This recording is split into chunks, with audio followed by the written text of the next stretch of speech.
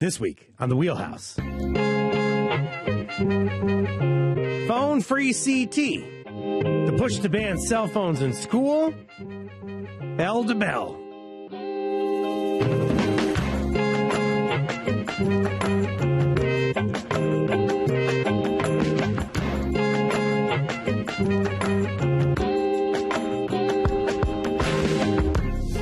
For Connecticut Public, I'm Frankie Graziano. This is The Wheelhouse, the show that brings politics to the people. We got your weekly dose of politics in Connecticut and beyond right here. I used to carp that smartphones make you stupid. Well, social media can also feed a sense of isolation and persecution and anger. That's a dangerous psychological cocktail. Look, thanks to you, Connecticut was a leader in getting these phones out of the classroom. Let's go one step further. No phones bell to bell in any of our schools. Yeah, you're carping right, Daddy. I love that word, carp. That's Governor Ned Lamont addressing lawmakers at his recent State of the State address at the state capitol in Hartford. Amid all that sunshine those poor individuals had to endure, as you usually see in the State of the State speech. Lamont and some Democratic lawmakers are proposing bills this session they say will protect kids. One forces children to leave cell phones in their lockers or in a pouch before they enter the classroom. Other lawmakers, including a Republican who will appear on the show today, say the people behind this effort are trying to co-parent. This hour, what a phone-free CT looks like for our kids. And we're going to start with an interview we taped yesterday with a supporter of the proposal. Jennifer Leeper represents Fairfield and Southport in the State House of Representatives. She's a Democrat. Jennifer, thanks so much for being here. Happy to be here. Thanks for having me. Let's start with this year's bill. Can you give us an outline of what's in the bill? So, we'll have many bills from education, but are you talking about the cell phone free Yes. bill? Yes. Okay. So what we are doing is actually modeling off of, I think, the 26 states who have gone before us in passing this, is responding to the research that is overwhelming, saying that children benefit from having a focused learning environment that is free of the distraction of their cell phones from the beginning of the school day through the end of the school day. So we call that bell to bell, and we want to have storage included as a part of this bill. So there's a place for the phone to be that's sort of out of sight of the kids. So it also not only has a focused learning environment, but also promotes sort of all of that natural socialization that happens in school that we all experienced that unfortunately now our kids aren't experiencing because they're filling all those times with being on their cell phone at school. Bell to bell, that's the rhetoric we're hearing, or at least be repeated. Yes. So what is the nuance behind that phrasing? Is it that you simply show up at the school day at some point and turn your phone in? Just help us understand what bell to bell means exactly. You got it. So before the bell rings in the morning, you put your phone in your designated storage spot, and then you don't get your phone back until after the final bell rings at the end of the day. Is there a budget that's going to be attached to this, or like a fiscal note in terms of storage? Do you have to help out the towns in terms of maybe getting like a Yonder pouch, or will they decide designated spots and then ultimately fund it if they need to? So we're not requiring Yonder pouches or anything like that. I do believe in past budgets there had been bonding allocations made for storage purchases for districts who wanted to do that. And I will certainly advocate for some additional bonding to be available for districts who want some assistance in purchasing storage solutions. But it doesn't have to be Yonder. And we've heard from some districts that actually use like manila envelopes. Depending on your school size, it also probably will help dictate what kind of storage is manageable for the school to administer. Why are you behind this effort? I work with a lot of young people closely, and I've watched the impact that like being bombarded by messages on their cell phone and never actually communicating. They will be together and they will also be on their cell phone. And I've watched the impact that's had in real time. And I honestly feel really sad that we haven't sort of protected them better from what we actually know is addictive technology. And instead we make them feel like it's their fault. They can't manage their usage when actually big tech has designed these things intentionally to be addictive and keep them coming back. I think even as adults, right? We didn't grow up with cell phones. but we can feel the impact of wanting to constantly check our phones, and we have the benefit of having a fully developed brain. Additionally, of course, Jonathan Haidt's book, Anxious Generation, I think was really powerful in laying out the case and the data around how these technologies have impacted our young people.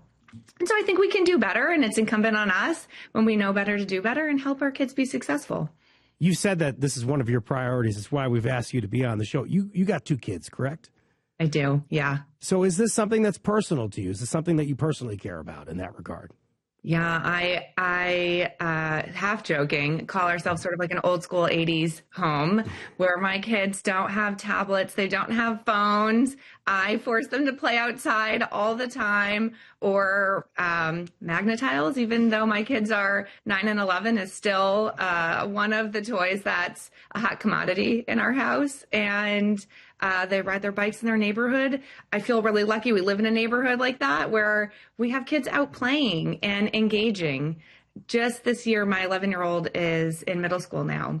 And once the weather got colder, he stopped riding his bike to school and started taking the bus. And he said he and his one buddy were the only kids on the bus who didn't have a cell phone. And if the bus is silent, nobody talks to each other, and all the kids are sitting there just on their phones the whole ride to school. And, you know, from his perspective, it's so boring. But from my perspective, it's actually really sad. There's so much sort of development and growth that happens in those types of spaces for kids, and our kids are missing out on that. And who knows what they're exposed to on their phones. So, yeah, I think it's also personal. How long have you all proposed this type of legislation? Is this the first time you'll sort of be introducing it, or was there discussion last year? Last year, we raised a concept around districts, requiring districts to have a policy to reduce the presence of cell phones and technology. And that bill didn't pass the Senate. And so it created the good opportunity. And I kind of telegraphed last year to all the stakeholders, I'm coming for phone-free schools next year. This was sort of to lead the discussion and get people thinking about it. And a lot of our districts have already headed in this direction, and I think it will be a natural fit for where most of them are going. And for a few who needed maybe a little nudge, I suspect we will hear from them. This will have a public hearing, and the full process of engaging with all the stakeholders will still continue to take place. Short session, there's going to be a public hearing, as you said, just quickly, do you still have time to do all that in the short session? Will there have to be a little more urgency? There's the urgency that exists around the short session. So that process will all take place before May 6th. And thankfully, our districts and superintendents and boards of ed and their representatives are familiar with that process. So I know I'll be hearing from them. Governor Lamont and Attorney General William Tong have been outspoken proponents of the bill. But have there been supporters from the Republican Party? Is there any kind of bipartisan in this, or are you seeing more on the other side that are against this measure? So I'll say first, I'm very grateful for the support of the governor and the attorney general.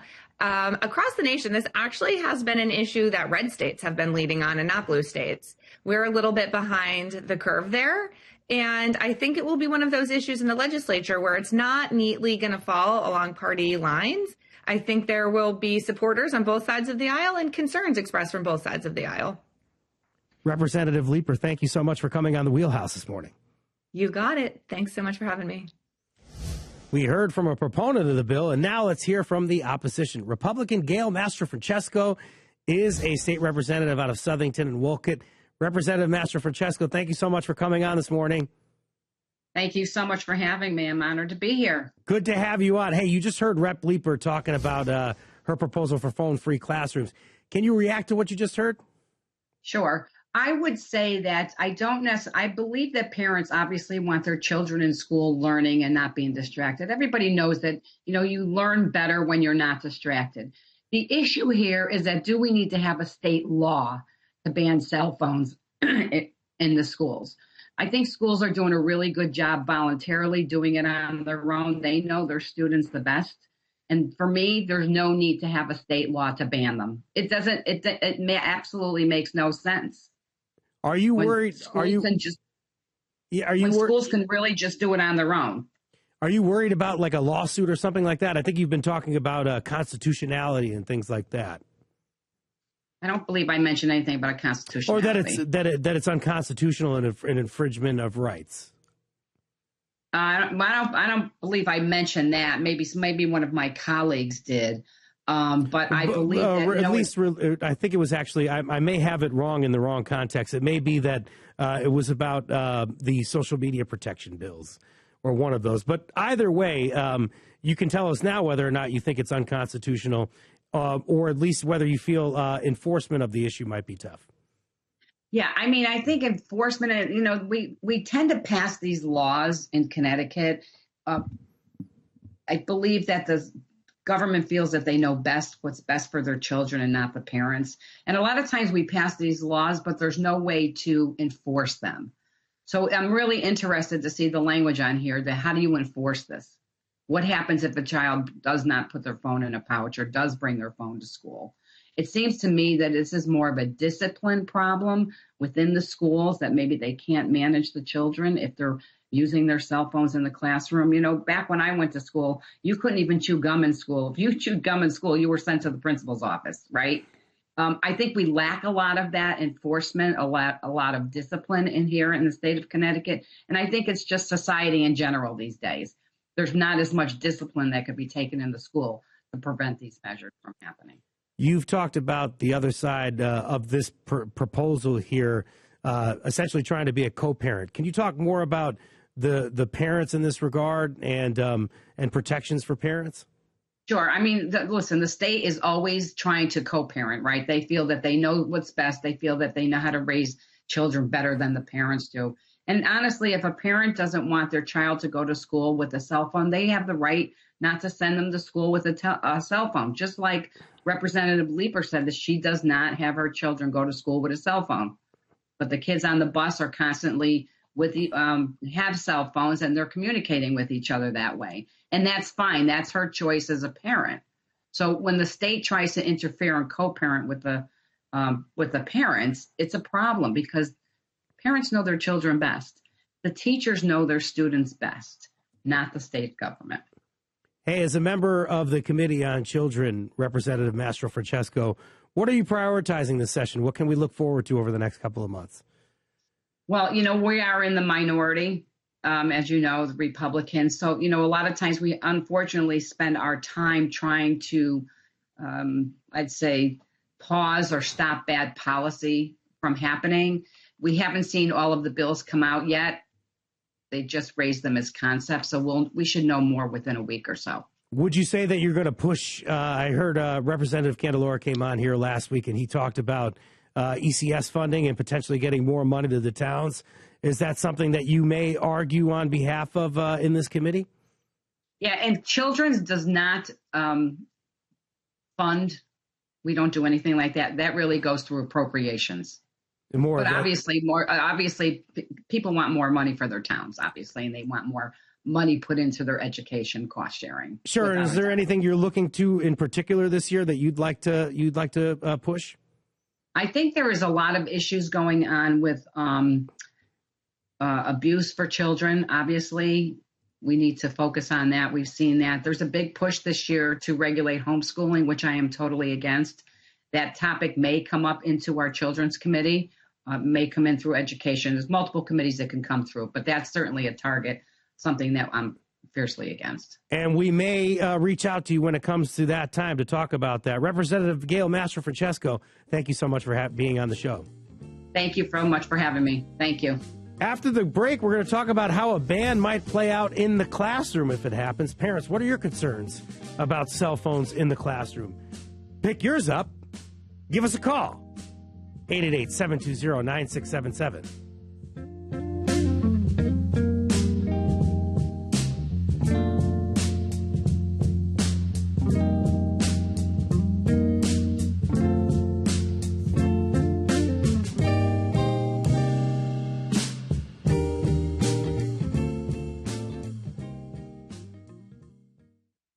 This is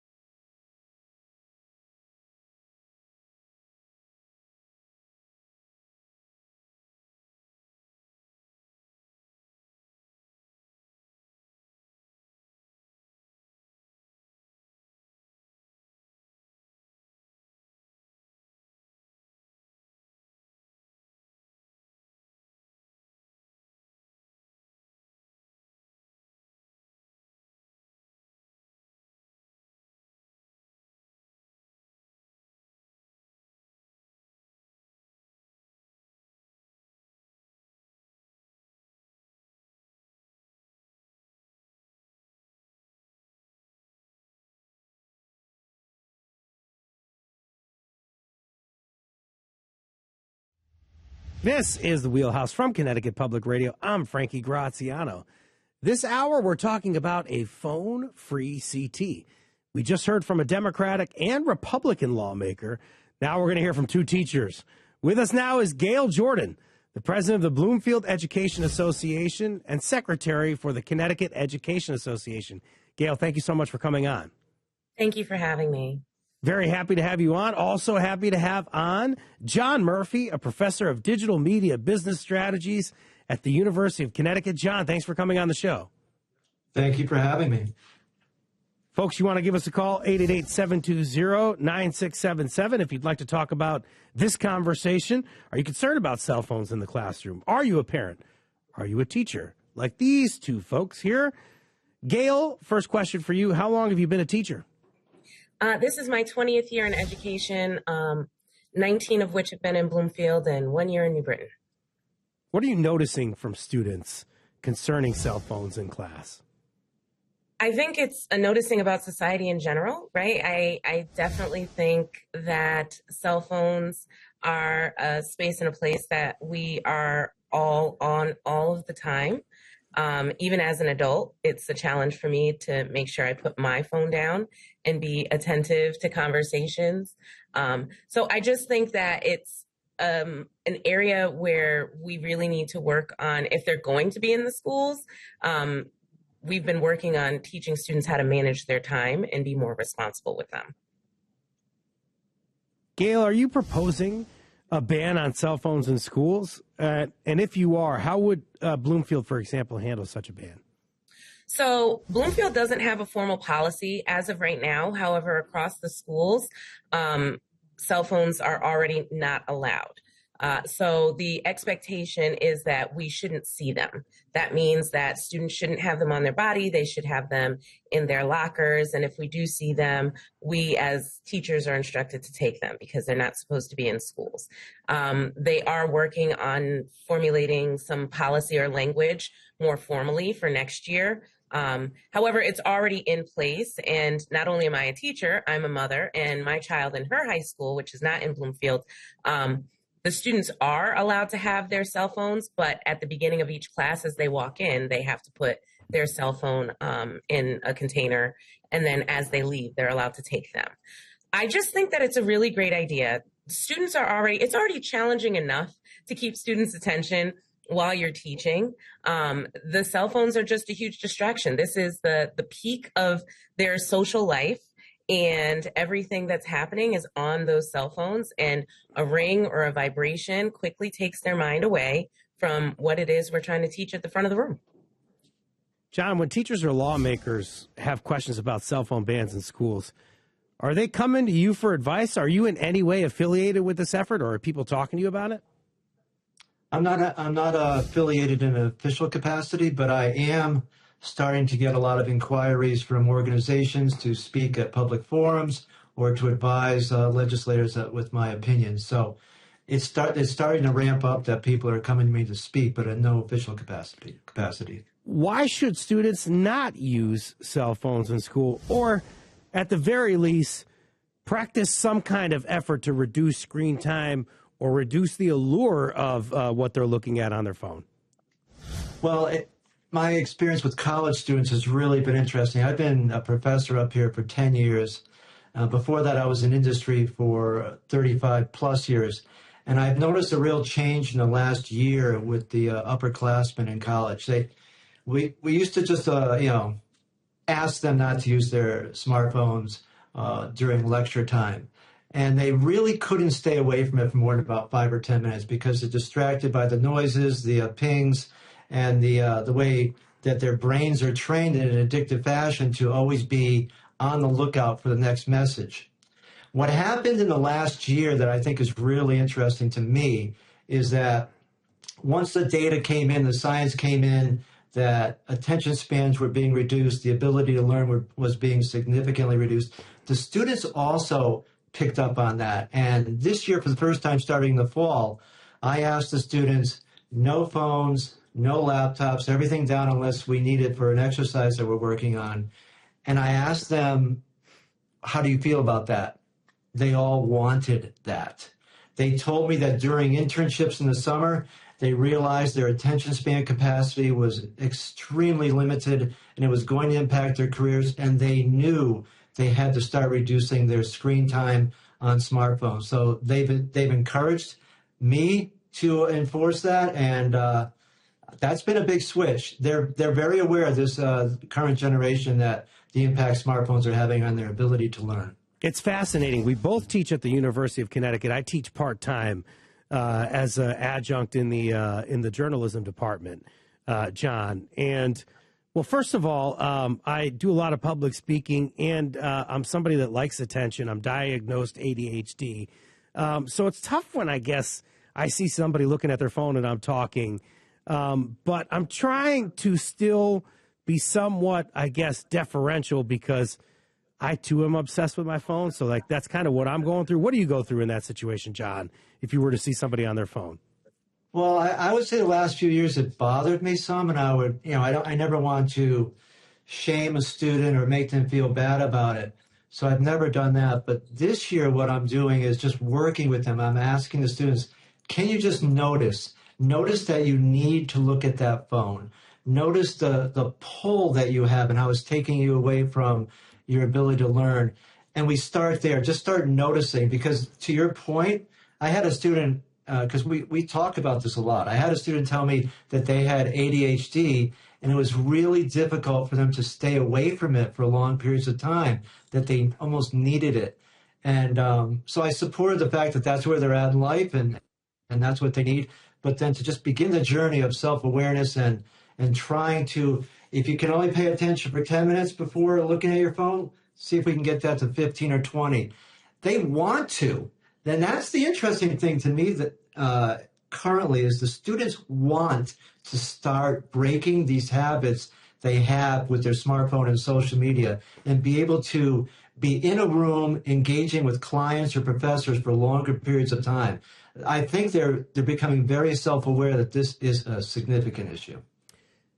Gail, now looking at you here, when you're thinking about being a teacher of 20 years, we are dealing here primarily, John and I, with adults. It's a little different when you have a younger student pull out the cell phone.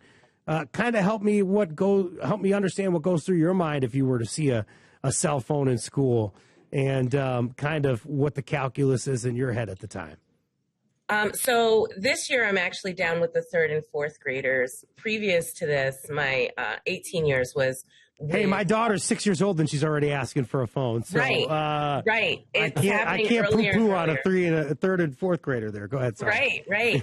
But I will say, previous to this, I was in a 5-8 school, and the issues with cell phones were actually much more frequent.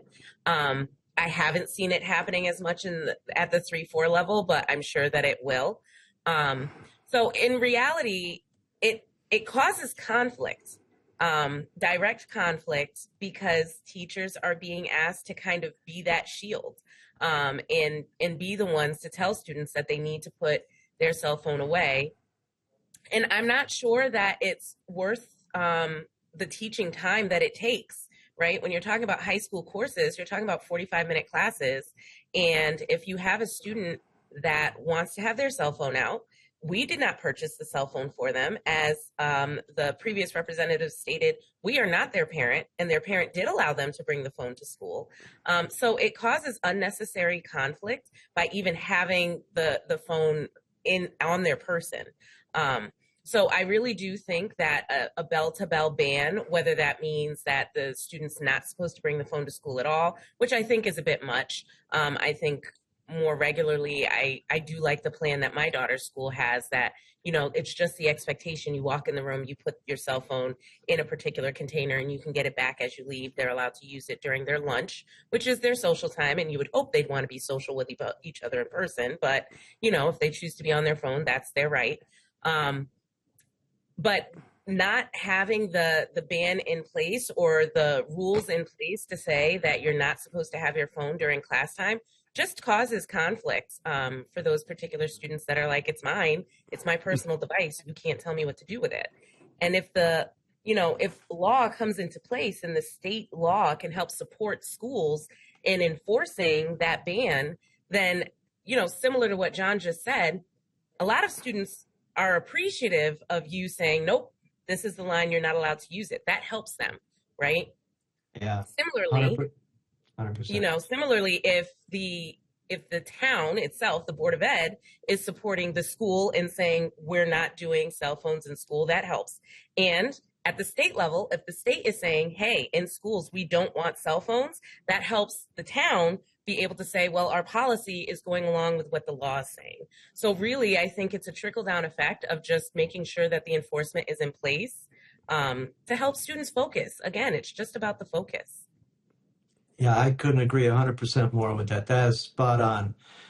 We're up against a technology with the smartphone design that is way more powerful than any parent or person can handle alone. I can't even emphasize enough the science and data behind these smartphone designs.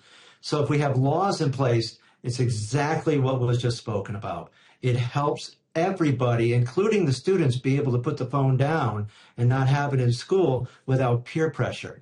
If you have 3 kids with a phone and 2 kids without, it really presents issues. I can totally see that. Gail, can you put your CEA hat on here and help us look at the state as a whole here and take that sort of 30,000-foot view here? What are the implications for teachers and students if we have these bans?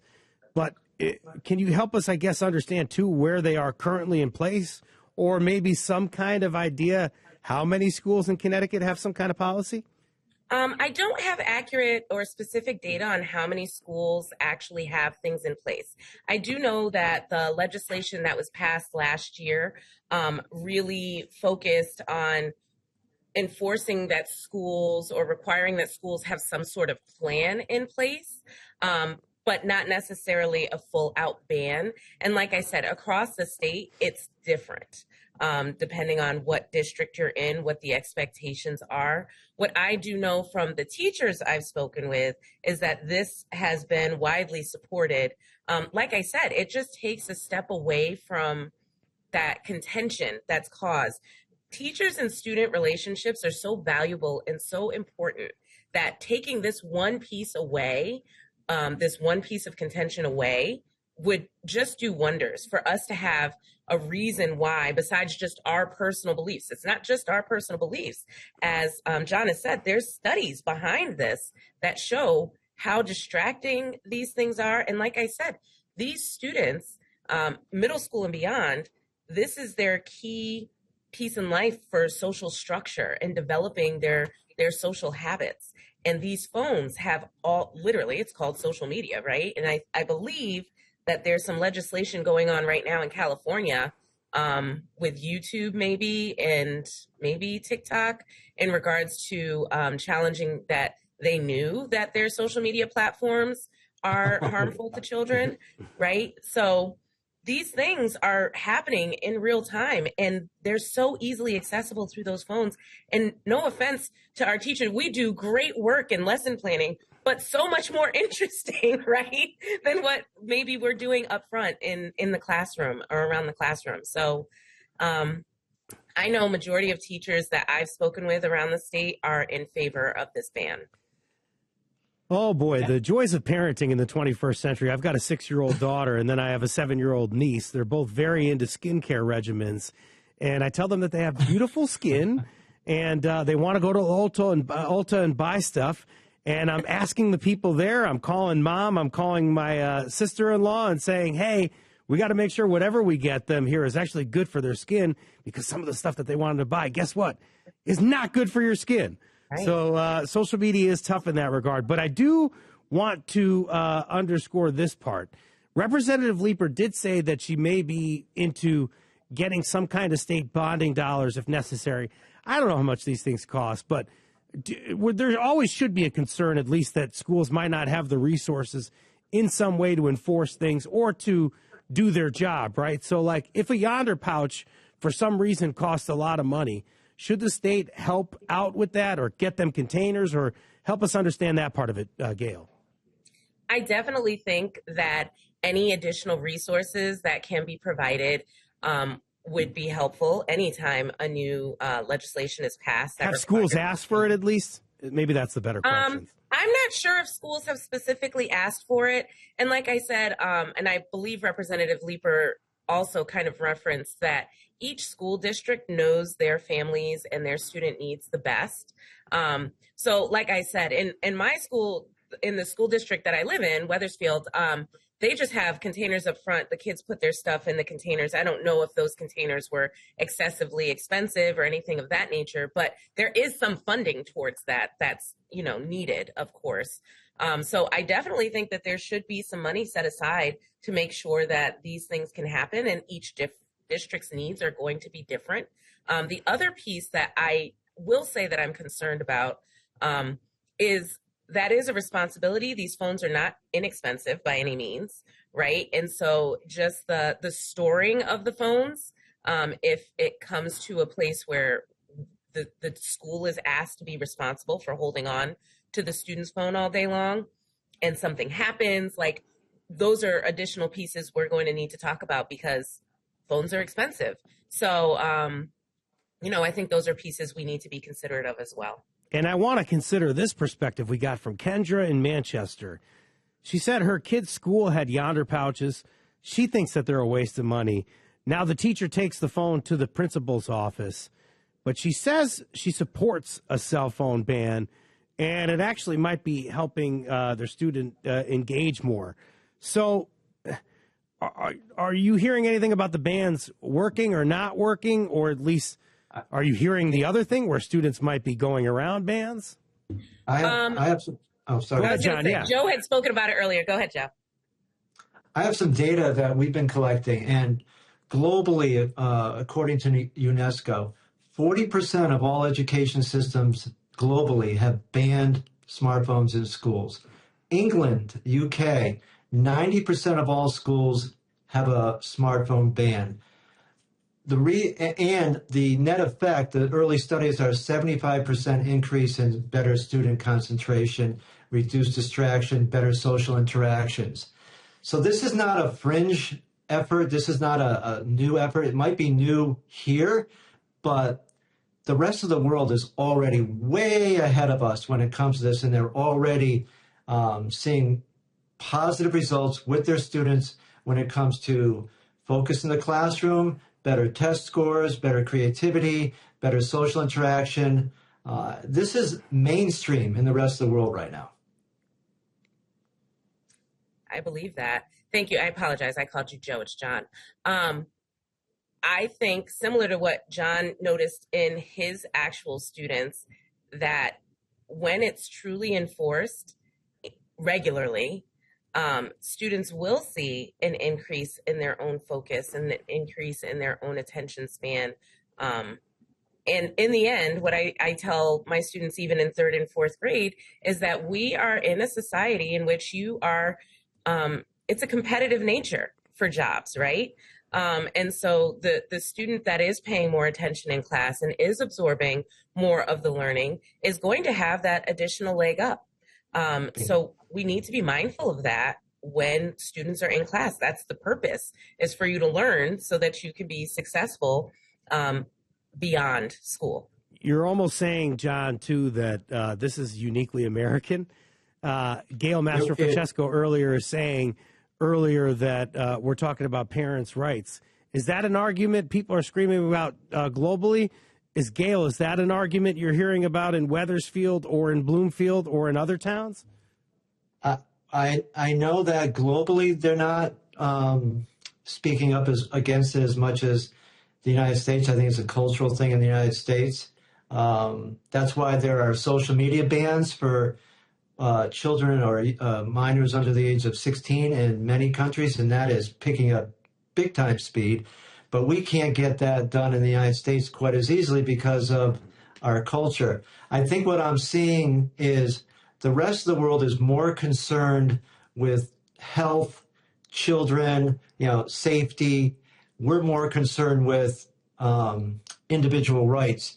And when we're up against a machine that's developing technology at the rate it is and getting way ahead of legislation, the rest of the world's saying, look, we need to take care of our kids. We need to take care of our own mental and physical health first and make money second. And it seems to be in America right now, we're more concerned with making money and doing whatever we think is right for us.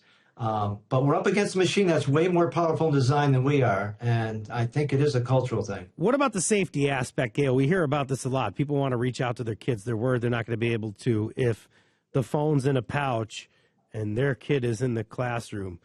Is there a way that parents can somehow reach out to their kids without the cell phone? Is there a way that they can get a hold of their kids in an emergency? So if I'm honest with you, I in conversations around this, I do get this a lot. And my response to that, honestly, is if there is an emergency situation happening, do you want your child paying attention to you on the phone or me in the moment, knowing what's going on, trying to keep them safe? I really, really, really hone in on that because that is, luckily, thank goodness, I've not been in a real situation where my classroom is in danger, but that's the reality of it. I know that if students have their phones on them, no matter the age, the first thing they're going to want to do is to reach out to their family. But I need them to listen to me and to know what the next steps are. I don't need phones vibrating or ringing or letting anyone know where we are in the building at that moment. I need them to be focused on me and the room to be silent. That is the reality of the situation. And as a parent, I feel wholeheartedly, I don't want my child on a phone during an emergency because I want her paying attention to her surroundings, not paying attention to the phone. I really feel very strongly about that. I got a taste of what those third and fourth graders get right there. I'm not bringing my phone anywhere near you, Gail. I want to respect you in that regard. And John, just really quickly, because we're running out of time here, one thing that us and the production team here on the Wheelhouse were really intrigued by was something that you've talked about in the past, this grayscale feature. Can you help us about other efforts to reduce screen time? Take about a minute on other efforts that you might recommend to students. Sure. So first of all, no matter what kind of phone you have, ask AI, go out on Google and find out. Turn your phone to grayscale, which basically turns your smartphone into a black and white TV interface. Immediately your brain gets quiet. You will have no desire to look at all the apps on your smartphone once it goes to grayscale. I did that for 4 months. It worked wonders for my screen time. Other things you can do. Don't bring your smartphone into the bedroom. If you have to have it in the bedroom, put it way far away from the nightstand. Put it somewhere across the room so you can't hear any noises, any blue light, anything that comes off of these smartphones is really distracting. They're designed that way. Low-level radiation. They keep you awake. You don't sleep as well as night. So I say keep the phone away from the bedroom. Turn it to grayscale. Don't put it in your pocket. When you go to the gym or wherever you go in life, you don't need your smartphone on you. Just go and interact with the activity. Start breaking your daily habits so that you're only using your smartphone when you want to versus when it has trained you to be carrying it with you at all times. Great tips there from John Murphy. We also got to meet Gail Jordan here. It was terrific to hear your perspective. And it seems like everybody understands that, at least, even in a bipartisan fashion, that phones do have a serious impact on children. So good to hear all this. This is CEA Secretary and Bloomfield teacher Gail Jordan. We also had John Murphy, UConn professor at the School of Fine Arts. What a conversation that we had. Thank you guys for coming on the Wheelhouse. Thank you for having me. Thank you. After the break, Lisa Hagan is back on the Wheelhouse to talk about an update on the federal government shutdown and funding for the Department of Homeland Security. More Wheelhouse next after the break.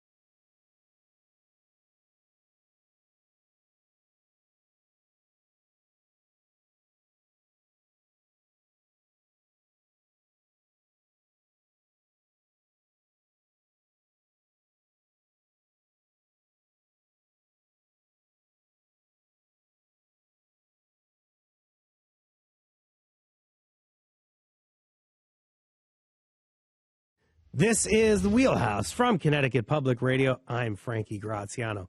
We spent the show talking about legislation to extract cell phones from local classrooms in Connecticut. We're moving to some breaking news now. Back with us to talk about the federal government and continuing resolutions for the umpteenth time is my friend Lisa Hagan. She does come with a bit of a twist this time, which underscores the moment I think federal lawmakers find themselves in. A lot to talk about, Lisa. Connecticut Mirror and Connecticut Public federal policy reporter, thank you so much for hopping on with us this morning. Thanks for having me. Always good to be here. Always good to have you here and always good to talk about the federal government shutdown. All right. Before we get to that twist that I teased, Lisa, because this is important information, can you break down for us in the recent deal brokered by federal lawmakers and the Trump administration to end the most recent shutdown? What happened in that deal? Feels like we're in a bit of deja vu, right? We're talking about a lot of shutdowns in a short period of time, but obviously we all know we were in quite a long shutdown, a historically long one in the fall, and then they funded part of the government and kept it running a little bit longer. And so we were facing another potential partial shutdown, although it was many agencies that are some of our largest in the government. And so the ramifications would have been felt pretty large. And so basically, we did fall into a partial shutdown only for a couple of days, but they basically brokered a deal between Senate Democrats and President Trump to fund every single agency but the Department of Homeland Security to give negotiators pretty much 10 days to work out a deal to figure out ICE reforms, which is currently what Congress is facing. And so it just bought them basically a little bit more time to try to figure things out, but it did lead to a very tiny shutdown. As we're currently constituted right now, we're in a shutdown for the Federal Department of Homeland Security, or that is due to start soon. Everything is funded but the department until at least September 30th. Do I have that correct? Yes. Okay. If they cannot figure out funding after Friday, DHS, the Department of Homeland Security, will be in a shutdown. Everything else will be funded through the end of September. Okay, so we don't have the shutdown yet for DHS. Okay, No. But everything else until September 30th. Okay, so there was a wrinkle that I've talked about in that Connecticut's federal delegation, they're all Democrats. They usually vote similarly on bills, as we always discuss here on the show. Split almost down the middle, though, on the federal funding proposal. Why? I will caveat it at the beginning and say they all feel the same about trying to find ICE reforms. And so they are all ideologically in the same place. But as you said, it is very rare that you see the delegation split in this kind of way. And so when that funding deal we talked about earlier to basically buy them time to negotiate ICE reforms, Senator Murphy and Senator Blumenthal split on it. The 5-person delegation in the House split pretty much evenly on it. And so that was a big deal and a notable one. And so proponents who voted for the deal were saying, hey, this buys us more time. This actually gives us more leverage to try to extract some concessions from Republicans on DHS because a larger shutdown would be off the table and is off the table currently. But there's people like Senator Murphy, Congressman Larson, Congresswoman Hayes, who didn't vote for that deal, they said, we're not going to support any more funding for ICE, for Border Patrol, without already securing a deal. And so that it's, you're going to have to parse it a little bit more. That's why they broke along those lines, but interesting nonetheless. And DeLauro is really interesting because this is somebody who is a big part of the conversation on appropriations. So I wonder if that had something to do with it when you're talking about proponents of the bill who are saying, hey, we got to take this deal. Yeah, and that's a tough one for her because she was directly involved in negotiating this and had tried to extract some ICE reforms in the initial bill. And so, this is a big one for her. She's ranking member, top Democrat on the House Appropriations Committee. She doesn't deal with just DHS. She deals with every single other government agency. And so getting through funding for the rest of the government is important for everyone, but especially for her when she's directly involved in that. And so, her office likes to note that they basically were able to rebuff some of the Trump cuts to public health funding, some other federal funding. And so, I think for her, that was an important reason to vote for it. But again, you have people other in the delegation saying, we we said we were not going to vote for any more ICE funding until we get a deal. And they didn't. Even though it's buying them more time to negotiate, that was off the table for them. Do you see this continuing in some way with the delegation as they try to get a handle on their position against the Republican majority, against more of this sort of willy-nilly sort of cutting at the federal level, or at least a culture of more cuts at the federal level? Yeah, we'll see. I'm really curious to see how just Democrats as a whole vote on this.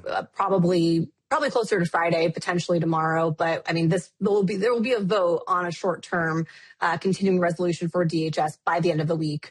Republicans have already set that up. I don't anticipate though the same kind of split, because Democrats have already signaled, we basically gave you our votes to afford more time to negotiate. We've taken 10 days to do this. They're saying we're getting nowhere. That's what Democrats are saying. And so I don't expect them to give Republicans their vote on this. And so I would anticipate them being a little more aligned in this, but we will see. Maybe in the next day or two, negotiations break through a little bit more, and that maybe changes some things. Maybe they want to extend voting for a little bit longer, or negotiations for a little bit longer. But it definitely seems like Democrats are more aligned this time around on not voting again for ICE funding. And if there comes to pass that there is a shutdown, because it's looking like the sides are digging in a little bit, do ICE agents for some reason pull out of Minneapolis? Does TSA agents stay home from work? Do flights get grounded? Do you have any kind of picture yet what this might look like in terms of what a shutdown looks like and what happens with the Department of Homeland Security and people that work there? Yeah, I think we have a sense of what that would look like. I mean, even if we're in a third shutdown in a matter of 4 months, this will look nothing like what the first one looked like, what the second one could have looked like if it lasted longer. It's one agency. But given where we are in the pay periods, a lot of these agencies would be fine. Federal workers would still get paid for another month, even if we fell into a shutdown by Friday. And so, but when we're looking at something like ICE, I mean, this has been a pretty large talking point during these negotiations and just during talking about funding for DHS, is that ICE is funded for a really long time because of the so-called Big Beautiful Bill that Republicans passed, the big tax and spending bill. And so ICE got $75 billion over 4 years. And so they're pretty flush in cash. And that's on top of obviously the funding they get through normal appropriations from Congress. And so a lot of people are saying we can fall into a shutdown. It'll affect a bunch of other agencies, but ICE is going to continue to be operating pretty much as is. So, if we fall into a shutdown, I don't anticipate any big changes for ICE or Border Patrol. You look at other things that could be affected, obviously, though, TSA, FEMA, the Coast Guard. I mean, a lot of these workers, and we've seen this before, they don't get furloughed in a shutdown. They're usually exempt, and they're essential workers. Matt Ritter, state lawmaker, recently pointed out in the wheelhouse that most cuts laid out in the federal Republican tax and spending plan don't come until after the midterms. We only got about 45 seconds to do this. You did a story on this. Help us understand more about the Big Beautiful Bill and when those cuts are going to impact folks. Yeah, Matt Ritter's right in terms of the implementation. So basically, the thing you'll see the most of is when you're filing your taxes this year in the spring. So you're going to see some of those temporary tax breaks depending on where your income falls, whether that's on more deductions for tips and overtime. There's more deductions for seniors. A little bit bigger of a benefit for child tax credit. But yeah, he's right. A lot of these things are going to come after the midterms, and it was designed that way because they don't want to have to worry about potential voter blowback in an election. And so Medicaid and SNAP changes probably not coming till later in the year and in the years to come. And the calendar shrinks a little bit as folks are campaigning in the summer and the fall, Lisa, as we know. You've been listening to Lisa Hagen, our federal policy reporter. There is nobody better than she is in the business. Thank you so much, Lisa. Thanks for having me. Today's show produced by Tale Ricketson. Patrick Scahill edited it. Dylan Reyes, thank you so much for your work, as well as Megan Boone, Andy Patterson, and Isaac Moss. Thank you, everybody, for the Wheelhouse this week. I'm Frankie Graziano. Thank you for listening.